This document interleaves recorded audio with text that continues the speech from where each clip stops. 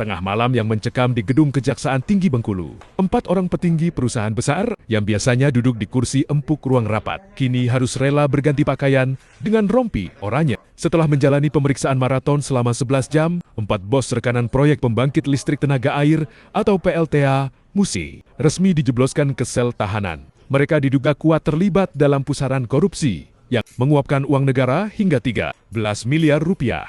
Tepat pada hari Rabu, 25 Februari 2026, dini hari, penyidik Kejaksaan Tinggi Bengkulu mengambil langkah tegas. Penetapan tersangka ini dilakukan tepat sebelum tengah malam. Setelah serangkaian pemeriksaan intensif sejak pagi hari, kasus ini bukan perkara main-main. Ini berkaitan dengan pengadaan suku cadang vital di PLTA Musi untuk tahun anggaran 2022 hingga 2023. Siapa saja mereka? 4 tersangka baru ini datang dari 2 perusahaan pemenang tender, 3 orang merupakan petinggi dari PT Yokogawa Indonesia, yaitu Sales Engineer bernama Osman Pratama Manurung, Sales Manager Syaifur Rijal, dan Sang Direktur Utama Tulus Sudono. Sementara 1 orang lainnya adalah Direktur dari PT Astindo Prima Daya Abadi. Penyidik menemukan bukti kuat adanya kong kali kong, jahat dalam penyusunan rencana anggaran biaya atau RAB modusnya klasik, namun sistematis, yaitu penggelembungan harga atau markup, suku cadang jenis AVR dan SKU.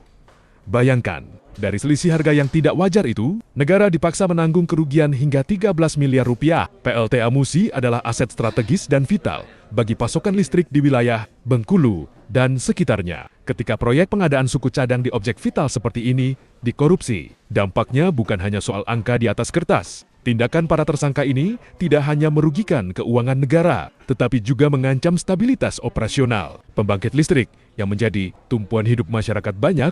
Pelaksana Harian Kasipenkum Kejaksaan Tinggi Bengkulu, Dr. Denny Agustian, menyatakan bahwa para tersangka memiliki peran masing-masing dalam tender pengadaan tersebut. Sementara itu, Kasih Penyidikan Pola Martua Siregar membeberkan fakta yang lebih mengejutkan. Ia menjelaskan, kutipan, tersangka ini memiliki peran bersama dengan tersangka Daryanto dari PT PLN Indonesia Power untuk melakukan markup harga sejak tahap perencanaan, sehingga timbul kerugian negara. Tegasnya, kini keempat bos perusahaan tersebut harus mendekam di rumah tahanan dan lembaga pemasyarakatan Bengkulu untuk 20 hari pertama. Kasus ini pun semakin memanas, mengingat sebelumnya sudah ada 2 nama besar yang ditetapkan sebagai tersangka, yakni Daryanto dari PLN Indonesia Power dan Nehemia Indrajaya dari PT Truba Engineering. Jaksa memastikan penyidikan tidak akan berhenti di sini selama bukti-bukti baru terus ditemukan.